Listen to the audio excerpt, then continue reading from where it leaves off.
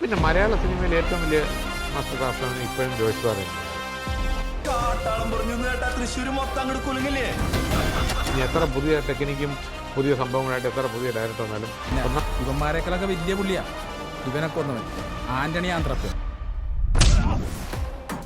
എന്റെ അറിവിൽ ഈ ആന്റണി ആദ്യം കൊന്ന രസേനി കത്തിച്ചു കളഞ്ഞു.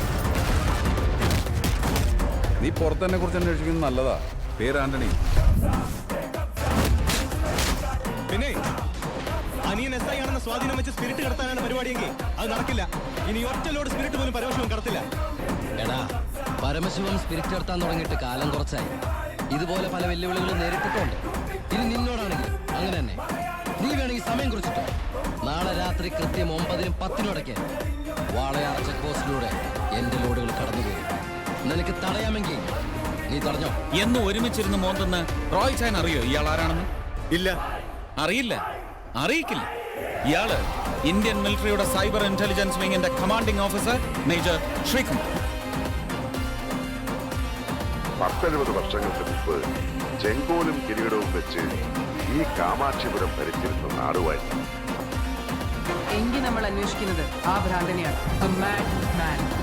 അന്ന് ഈ നാട്ടുകാർക്ക് നീതിയുടെയും ധർമ്മത്തിന്റെയും പ്രതിരൂപമായിരുന്നു അദ്ദേഹം. ആ മുത്തച്ഛന്റെ തനി പകർപ്പാണ് ഇപ്പോഴത്തെ മണ്ണാടിയാണ്.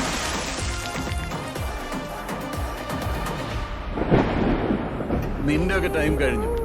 നീ പോയി വല്ല സെക്കൻഡ് പാർട്ടൊക്കെ പ്ലാൻ ചെയ്തിട്ട് വാ, അപ്പൊ നോക്കാം.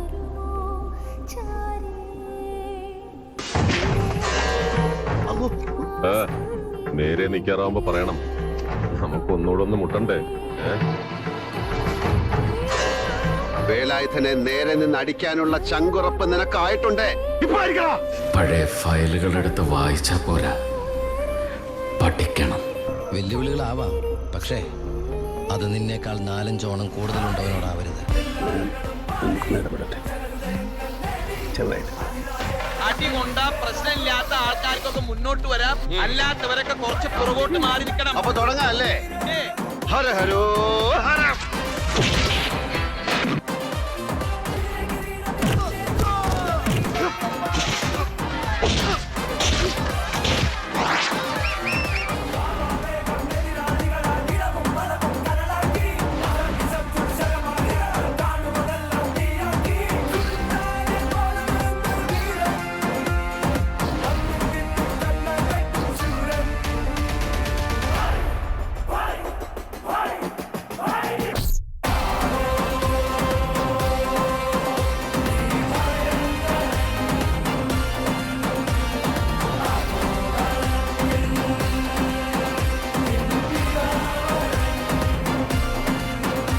ജോഷിക്ക് ഒരു നല്ല ഹിറ്റ് ഉണ്ടാവുന്ന ഒരു ആവശ്യമായ സമയം, മമ്മൂട്ടിക്ക് ഒരു ഹിറ്റ് ഉണ്ടാവാൻ ആവശ്യ സമയം.